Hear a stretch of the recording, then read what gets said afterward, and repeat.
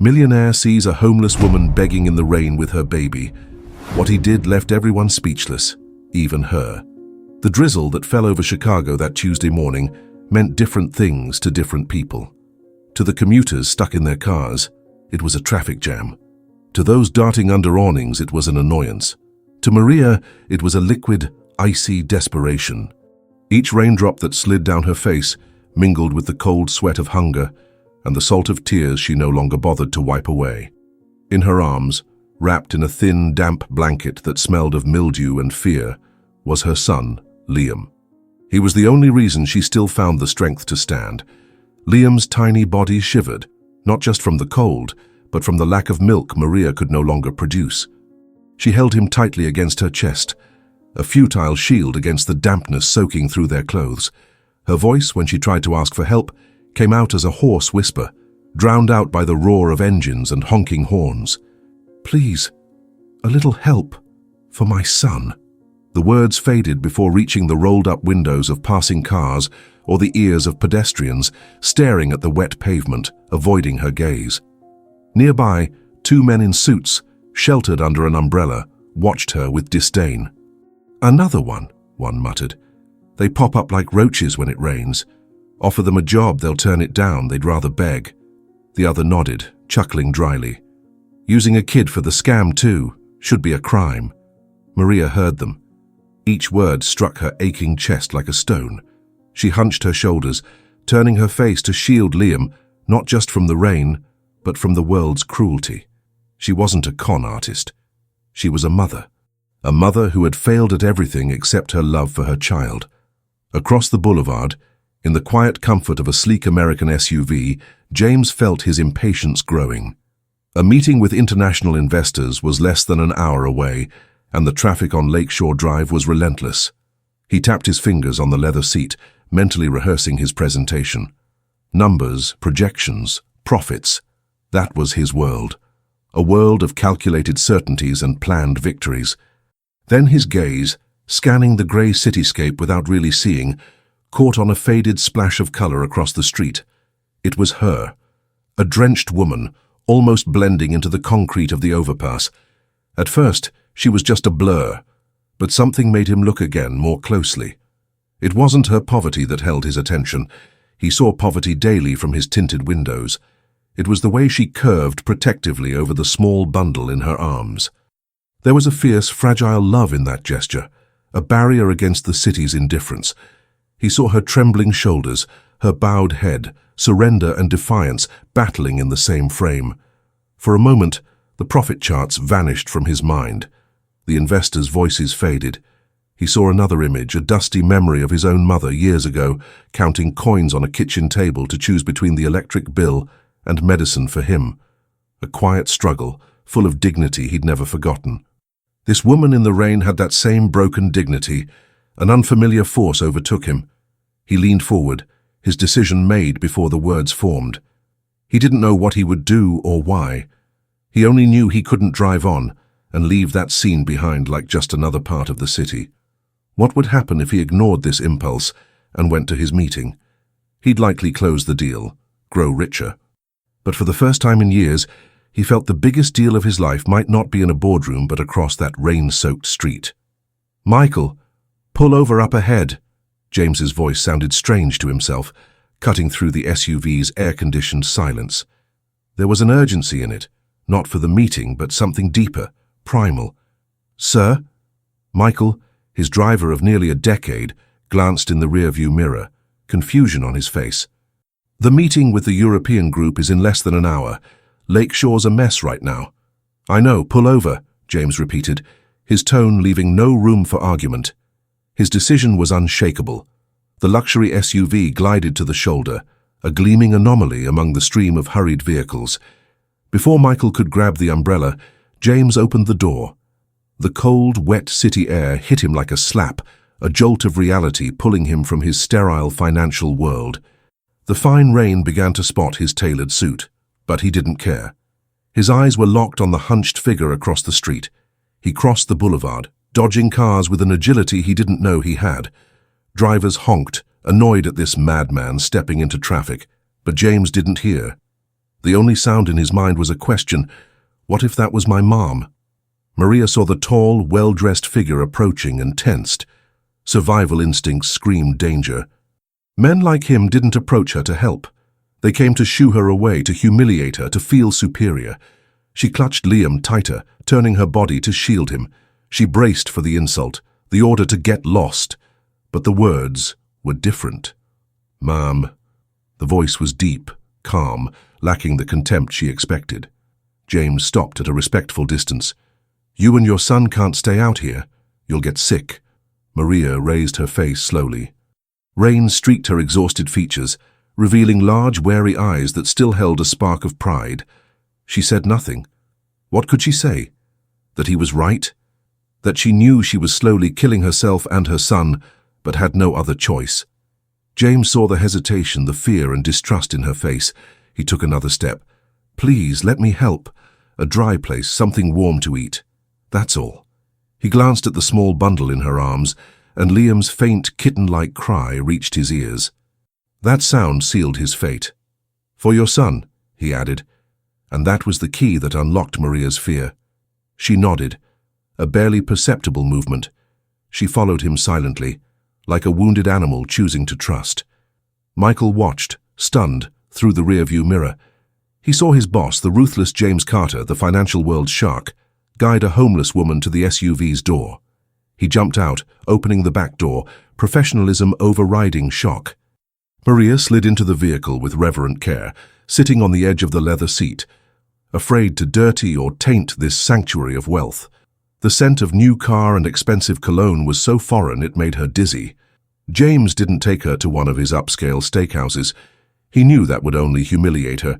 He recalled a small diner, a cozy, unpretentious spot near his old office. "To Joe's Diner, Michael," he instructed. The silence in the SUV was heavy. Maria only looked at her son, who, feeling the sudden warmth, began to calm. James watched her from the corner of his eye. She was young, maybe not even 30. Her hands, cradling the baby, were thin, but marked with calluses and grime. What had happened to plunge such a young life into this abyss? At the diner, he led her to a corner booth, away from curious stares. He ordered a bowl of chicken noodle soup, fresh rolls, an orange juice, and, for the baby, a bottle of warm milk. When the food arrived, Maria stared at the steaming bowl like it was a mirage. Her eyes filled with tears. She first took the bottle, testing its warmth on her wrist with a mother's instinct that poverty hadn't erased, and fed Liam. Only after he burped, content, and fell asleep in her arms did she pick up the spoon. She ate slowly, each spoonful a mix of relief and pain. James didn't ask questions. He waited. When she finished, he spoke. "I don't want to pry, but I need to understand." With a still weak voice, Maria shared enough. She spoke of the job she lost, the family she didn't have, and Liam's father. "He said he loved me," she whispered, shame and anger intertwined. "When I told him I was pregnant, he promised he'd step up. Said he needed to sort some things out and he'd be back. He never came back. I heard he was with another woman. His phone stopped working. He abandoned me, betrayed me, and left me with a child." The last words dripped with venom, revealing the depth of her wound. James listened to every word. He saw the raw pain in her eyes, the pain of a betrayal worse than hunger or cold. He felt a surge of anger toward this nameless, cowardly man. He glanced at his watch, the meeting. He was already hopelessly late. He made another decision. From his wallet, he pulled a stack of $100 bills. He didn't count them, just placed them on the table. "Take this, for your immediate needs." Maria's eyes widened. "I can't. It's too much." "You can and you will," he said, his tone firm but kind. Then he took a business card from his wallet and handed it to her. "This is my card. My name, my personal number. I have to go now. I have an urgent meeting. But call me in exactly 5 hours. I'll answer no matter where I am. I'll come get you and your son and take you somewhere safe and decent. Promise you'll call." Maria took the card with both hands, as if it were a sacred relic. The gold-embossed letters gleamed against her dirty fingers. James Carter, CEO. She read the name, but what she saw was hope. She nodded, unable to speak. 5 hours, Maria. I'll be waiting." With a final glance at the sleeping baby, James stood and left, leaving behind a woman in shock and the scent of warm soup in the air. He didn't know it, but he hadn't just offered a meal. He'd offered her a chance to rewrite her fate, and now everything hinged on a single phone call. Maria sat at the table long after James left, the warmth of the soup still spreading through her body, battling the cold that had lived in her bones for months. In one hand, she clutched the stack of bills so tightly her knuckles whitened. In the other, the business card. It was smooth, heavy. The gold letters seemed to glow with an almost unbelievable promise. James Carter, CEO. She repeated the name in her mind. Was it the name of an angel or an illusion? Liam slept in her lap, his breathing soft and steady, his face peaceful for the first time in days. Looking at him, Maria felt a fierce determination. It wasn't for her, it was for him. For the future she barely dared to dream of, but which now seemed to have a door, and that small rectangle of paper was the key. But where to keep something so precious? Her pockets were torn. Her makeshift bag was a thief's invitation. She needed the safest place in the world. Her gaze fell on her son. With infinite care, she slipped the card inside Liam's tiny onesie, tucking it against his warm chest. There, next to his heart, it would be safe. No one would dare touch it there. With the key to her future secure, she adjusted Liam's blanket, feeling the reassuring weight of the money inside her shirt, and left the diner. The world outside felt different. The rain had softened to a light mist, and the city didn't seem as threatening. For the first time in ages, she wasn't just a hungry shadow. She had a plan. 5 hours. She needed a place to wait, and, more importantly, a phone to make the call. As she walked, adjusting Liam's blanket against the breeze, the movement caused the slick card to slip through the onesie's opening.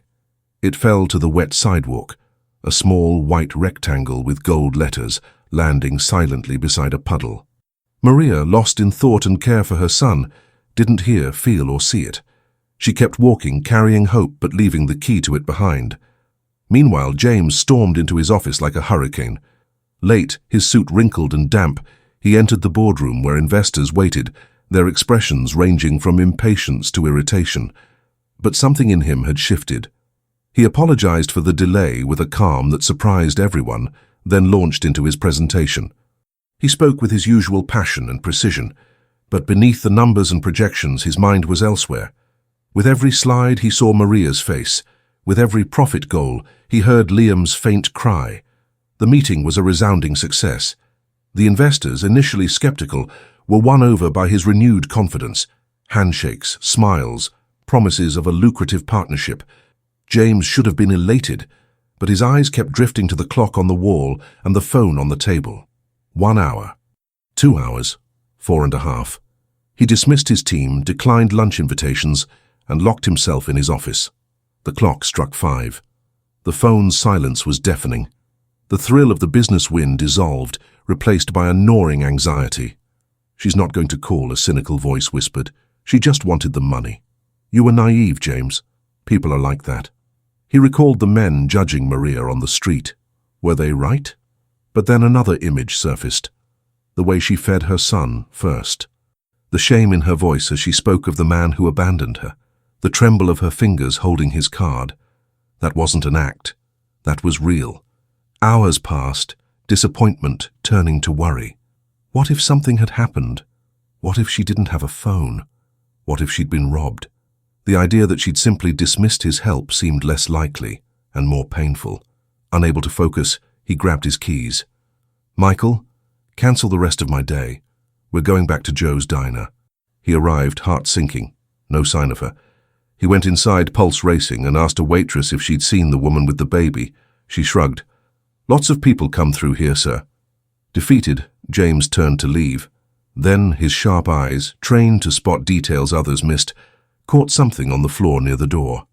Half submerged in a puddle, covered in grime, was his card.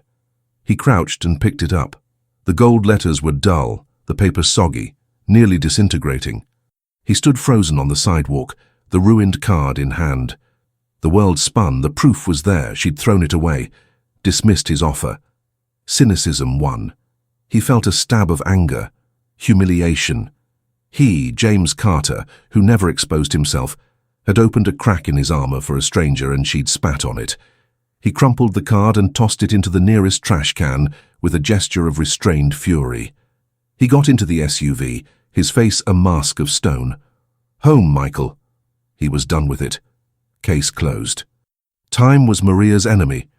She felt it in her growling stomach and Liam's intermittent cries. She found a dry bench under a closed shop's awning and rested. It was time.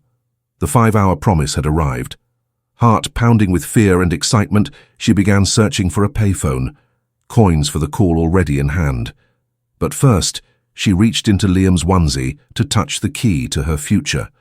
Her fingers found only soft fabric and her baby's warmth. Nothing else.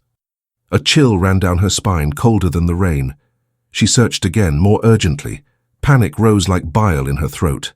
"No, no, no," she whispered, voice shaking. She undressed Liam right there on the bench, desperation overriding shame. She shook the onesie, turned it inside out. Nothing. The card was gone. Her world collapsed. Air left her lungs, and she doubled over, a dry, painful sob escaping. Guilt hit her like a punch. How could she be so careless, so stupid? The universe had given her one miraculous chance, and she'd let it slip through her fingers like sand. Why does everything in my life go wrong? She asked herself, tears falling freely, hot with anger and self-loathing. She looked at Liam, his innocent eyes meeting hers, and the guilt deepened. She hadn't just failed herself. She'd failed him. There was still the money. She touched the bills inside her shirt. It was more than she'd seen in years. Enough for food, a cheap motel for a few nights. But then what? The money would run out. She'd be the same Maria, invisible, hopeless, raising a child in misery. That card wasn't just a phone number. It was a path. Hope, which had bloomed so brightly hours before, was now a wilted, trampled thing. With a heavy heart, she made a decision. She returned to Joe's diner. A foolish, desperate part of her hoped he'd be there, or that she'd find the card on the ground. But the place was nearly empty, and the booth where James sat was just a booth. She'd scanned the sidewalk on her way, finding nothing. She ordered a simple meal, more to justify staying than out of hunger. She ate mechanically, the food's flavor lost in her failure's bitterness. What now? Returning to the street, to that same corner, felt like torture. But where else could she go? While Maria drowned in despair, James drove across the city to a quiet, tree-lined suburb. He'd thrown away the card, but not the unease. He parked outside a charming house with a manicured lawn. It was his mother's 78th birthday, a sacred ritual. He found Donna sitting in her favorite armchair by the window, gazing at the garden with a vacant stare. A caregiver smiled at James and slipped away discreetly. "Hey, Mom. Happy birthday," he said, kneeling beside her and kissing her wrinkled hand.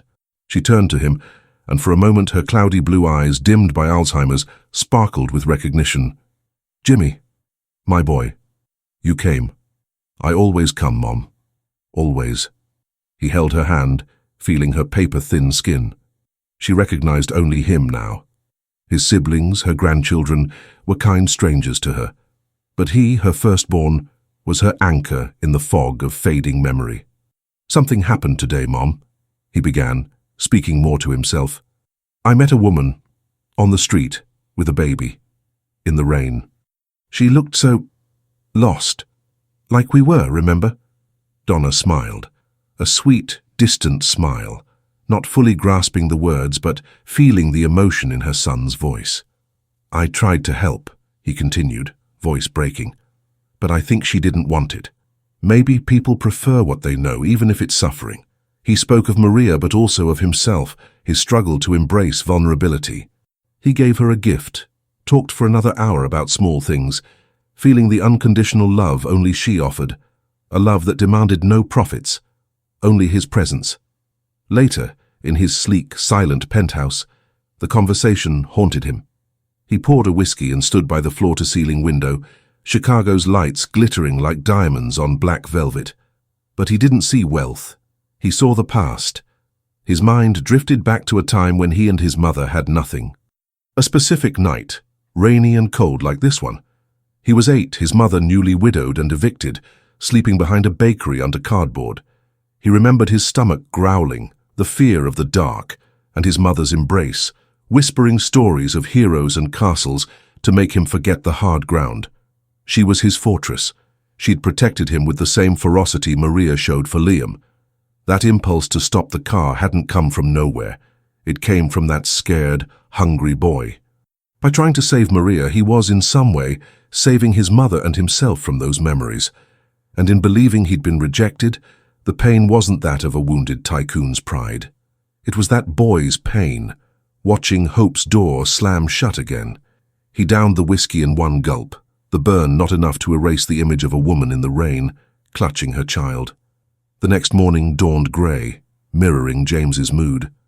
He threw himself into work with punishing intensity, trying to drown memories and unease in spreadsheets, calls, and million-dollar decisions. But it was futile. Maria's fragile dignity and silent desperation were etched in his mind. Every time he closed his eyes, he saw his mother's face in hers. During a tense negotiation, his personal phone buzzed. It was Michael. James answered, voice sharp from the interruption. "What is it, Michael? I'm busy." Michael's voice was hesitant but firm. "Sorry to bother you, sir, but you won't believe this. I'm driving by Lake Shore near that overpass and she's here." James's world stopped. The boardroom voices faded to a hum. "Who, Michael?" he asked, though he knew. "Maria, sir, with the baby. She's in the same spot as yesterday. Standing there, staring at the cars. What do I do? Should I ask why she didn't call?" James's heart split. The cynical, hurt part screamed. "No, leave her." She made her choice. She threw the card away. She just wants more money. The humiliation from yesterday stung. "No, Michael," he said, voice cold as ice. "Don't do anything. She had her chance. Get back to work." He hung up with a sharp click, closing the matter. But he couldn't close the feeling.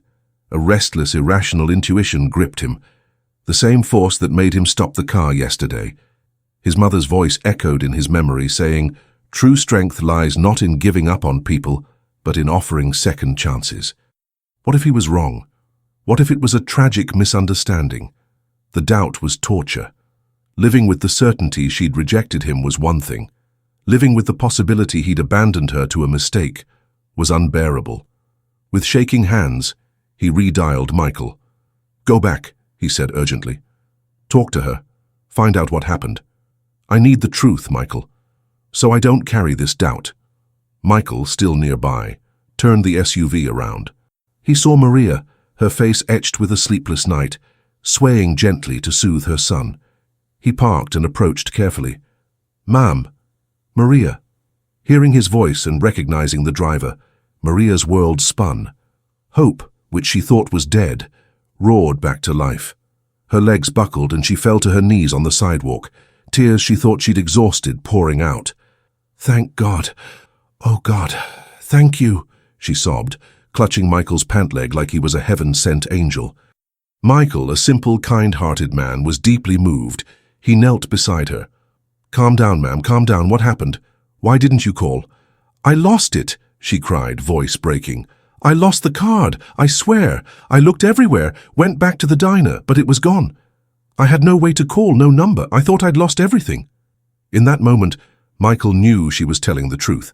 Her pain and relief were too raw to be fake. He pulled out his phone. "Mr. Carter, you there?" "I'm listening, Michael." "She lost the card, sir. That's what happened. She's here, desperate. She thought she'd never see you again." On the other end, a heavy silence. James closed his eyes, haunted by the image of the crumpled card he'd thrown away. Guilt hit him. He'd judged her, condemned her without a fair trial. His voice, when it returned, was soft, laced with emotion Michael rarely heard. "Michael, get her in the car now. Take her to my penthouse. Call Mrs. Ellen, the housekeeper. Tell her to prepare the guest room and get everything she and the baby need. Clothes, food, a hot bath, everything. Tell her I'll be home later and no one's going to hurt her anymore." The drive to James's penthouse was a blur for Maria. She sat on the same soft leather seat, but this time she felt no fear or shame. She felt a deep exhaustion, as if years of struggle were finally lifting from her shoulders. Liam, sensing his mother's calm, slept peacefully in her arms. The SUV pulled into the garage of a towering downtown building, a world of glass and steel that felt like another planet. At the penthouse door, a grey-haired woman in a crisp uniform waited.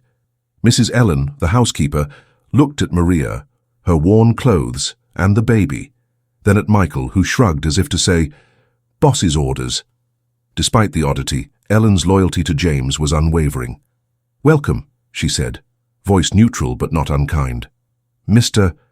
Carter asked me to prepare everything for you and your son. Please follow me."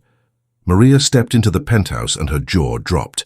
It was vast, with floor-to-ceiling windows showcasing Chicago's skyline. The furniture was sleek, the artwork on the walls worth more than she'd earned in her life. She felt small, an intruder in this palace of order and silence. Ellen led her to a guest room larger than any place Maria had ever lived. A bed with crisp white sheets, a private bathroom with fluffy towels and an array of soaps and shampoos. On the bed, new clothes, a cozy sweatshirt set, underwear, even pajamas.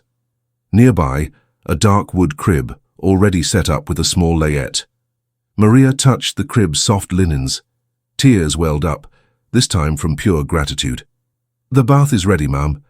Take your time. I'll bring a meal after," Ellen said, closing the door softly. The bath was a cleansing ritual. Maria felt the hot water wash away not just days of grime, but the exhaustion, humiliation, and despair. She washed her hair, the scent of expensive shampoo filling her senses, and cried. Cried for the life she was leaving behind and the one she didn't know how to start. After slipping into the clean clothes, which felt like a hug, she ate the best meal of her life, a simple plate of mashed potatoes, grilled chicken, and greens. But to her, it tasted of dignity. Late that afternoon, James arrived. He found Maria in the guest room armchair, rocking Liam, now in a fresh onesie, smelling of baby powder. Guilt tugged at him for judging her. "Maria," he said softly, "I'm sorry. I should have known something happened." "You don't owe me an apology," she replied, voice still shy. "You saved my life and my son's." He approached and handed her a small box. "I got this for you. It's simple, but it'll keep us in touch." Inside was a new cell phone. "It's activated with a number." He turned to Ellen, waiting at the door. "Ellen, I know it's not your usual routine, but I'd like you to stay here tonight. I don't want Maria to feel uncomfortable or alone in a strange place." The housekeeper nodded, her respect for James deepening. That care for Maria's emotional well-being spoke louder than any amount of money. The next morning, a Saturday, sunlight streamed into the dining room. James, Maria, and Ellen shared breakfast, the mood lighter. James, in casual clothes, seemed more approachable. "Maria," he began after a sip of coffee, "I don't want you to think this is just temporary shelter.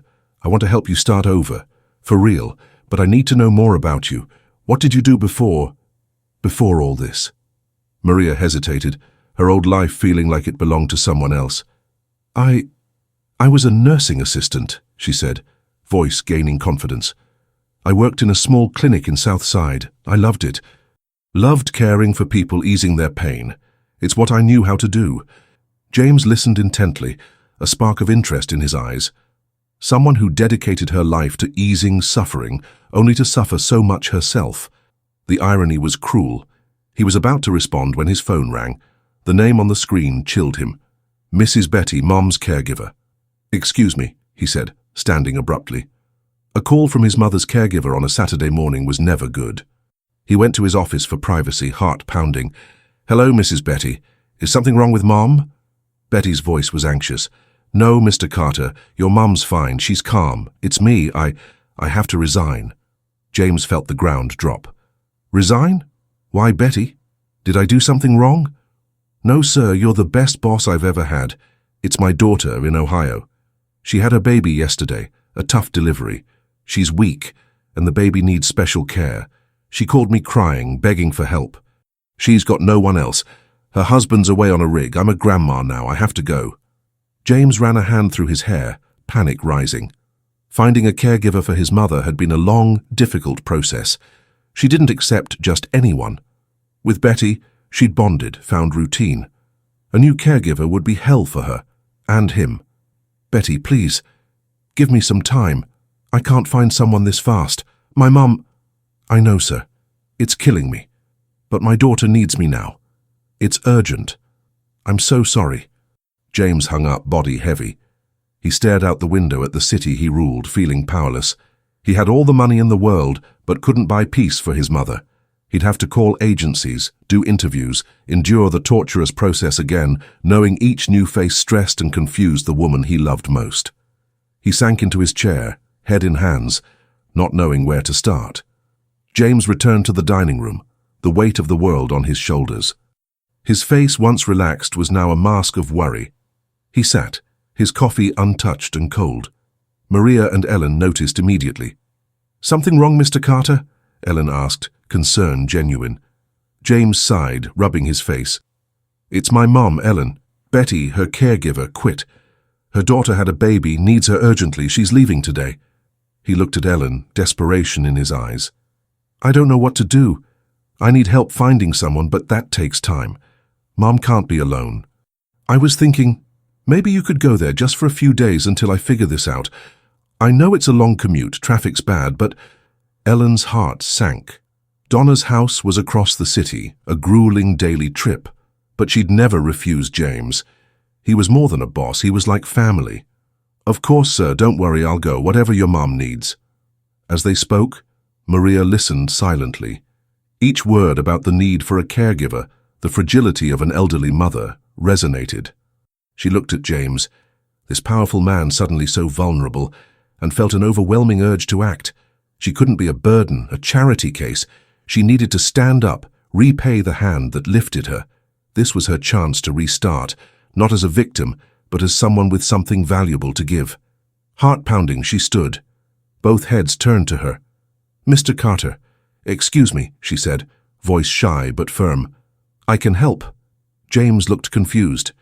"Help how, Maria?" "With your mom," she said, confidence growing. "You asked what I did. I was a nursing assistant. I know how to care for elderly people, give medications, handle mobility issues. I have experience. Let me care for her. I want to repay what you've done for me. I don't want to be a burden." A profound silence fell. James and Ellen exchanged stunned looks. The solution to James's impossible problem was right there, too perfect to be true. A piece the universe slotted into place with eerie precision. "You'd do that, Maria?" James asked, hope flickering in his eyes.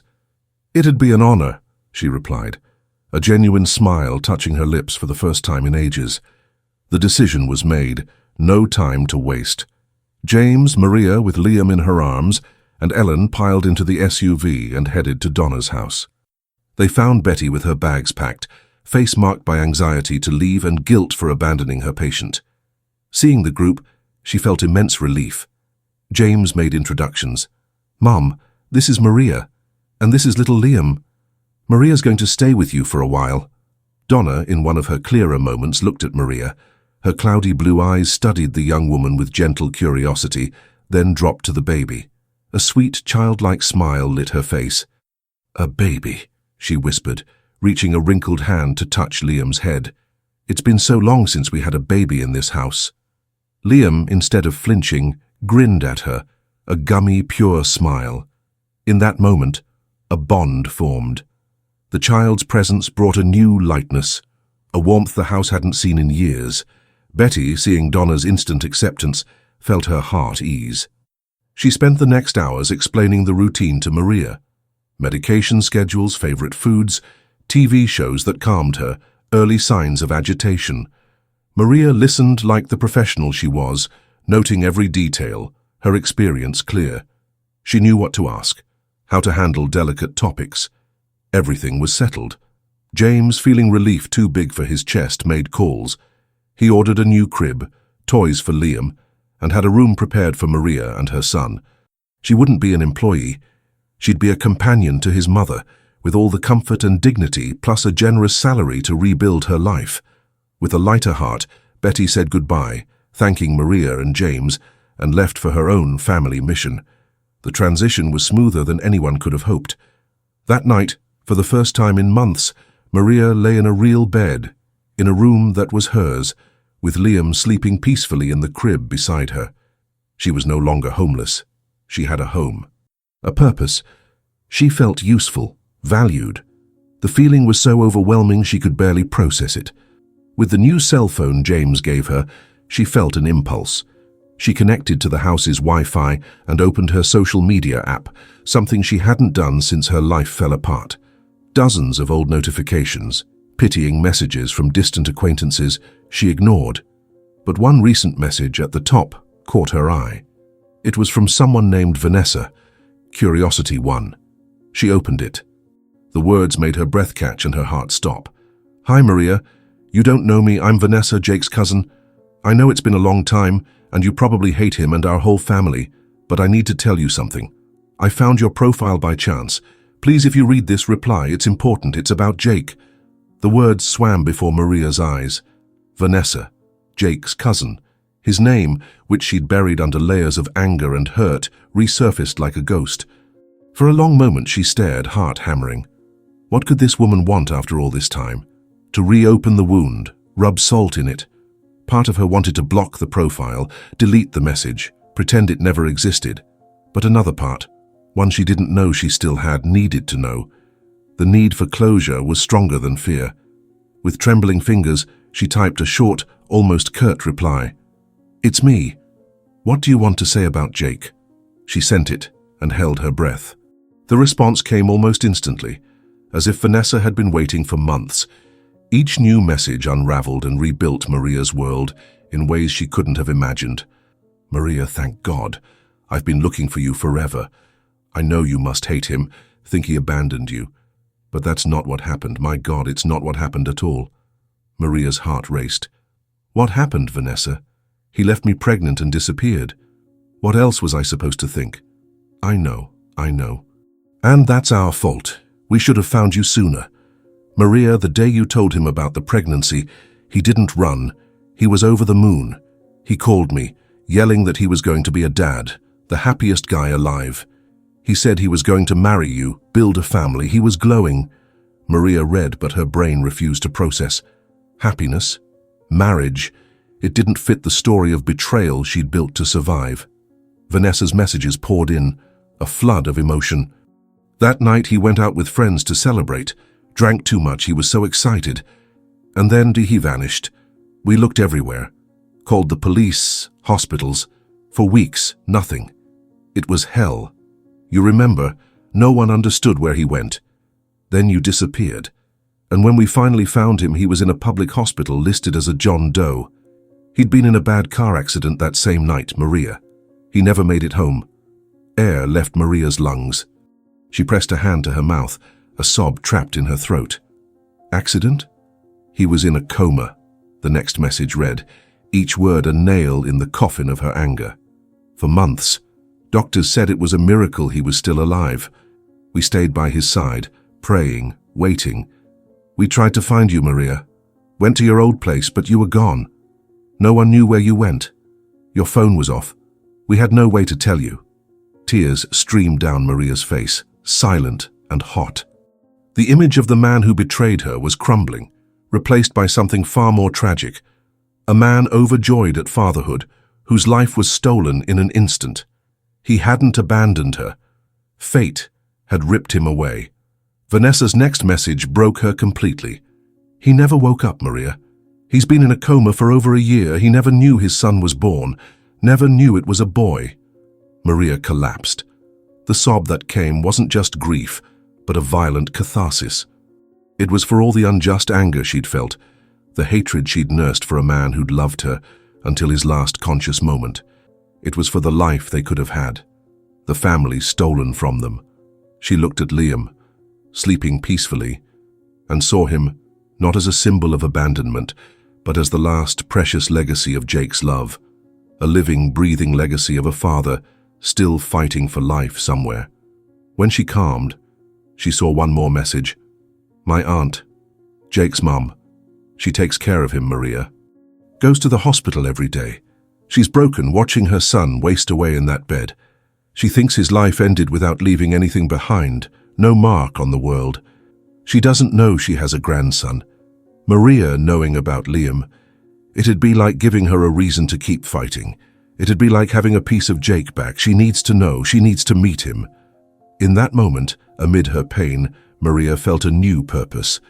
Her son wasn't just hers. He belonged to a grandmother grieving for her son in a hospital bed. He had a history, a family, roots she needed to honor. And maybe, just maybe, Liam's existence could be the light that family needed to keep from fading.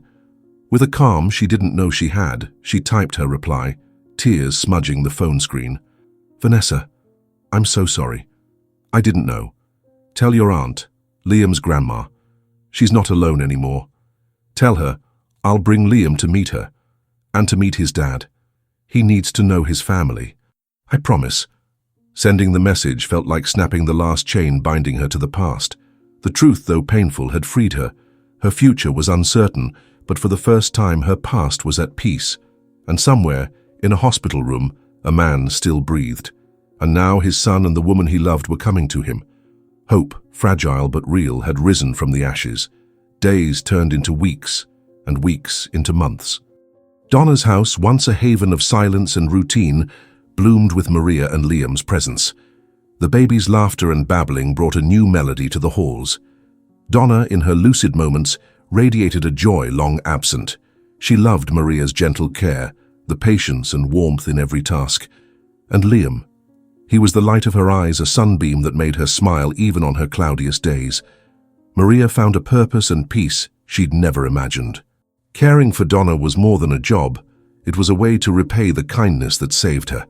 She poured her heart into it, using her nursing skills and, more importantly, her compassion. But another family waited. Jake's family. After her messages with Vanessa, Maria knew it was time. With James's support, she arranged the meeting. The anxiety was palpable. How would they receive her?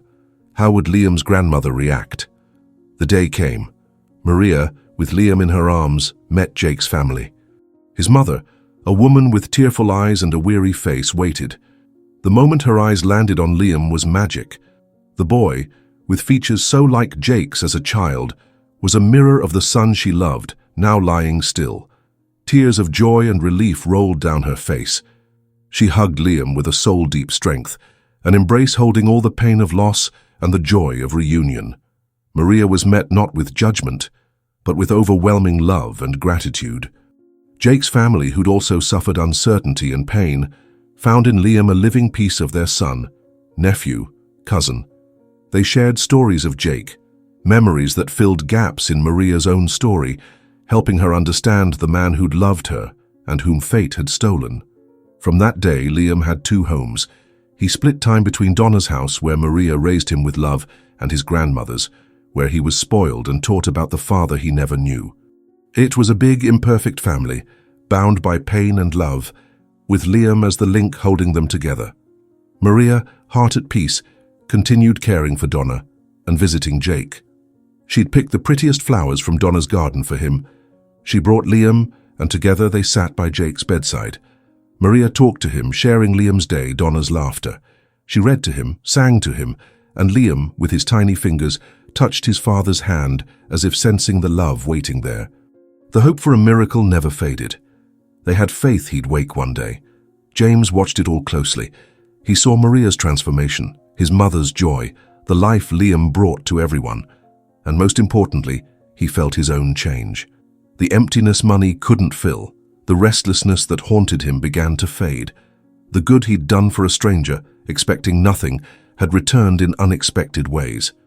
His business thrived, but now each victory had new meaning. It wasn't just about profits, but the impact his actions could have.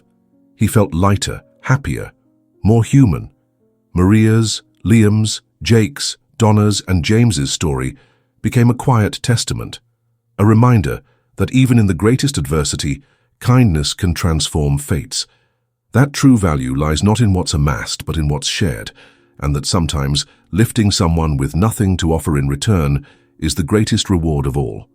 Life, with its twists and surprises, wove new threads of hope and love, proving one act of kindness can change the world. If Maria and James's journey touched your heart and renewed your faith in kindness, show your support.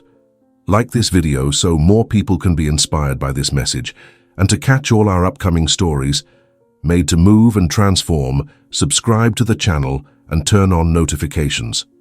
comment below. I loved it if you thought it was a beautiful story. Thank you very much and see you next time.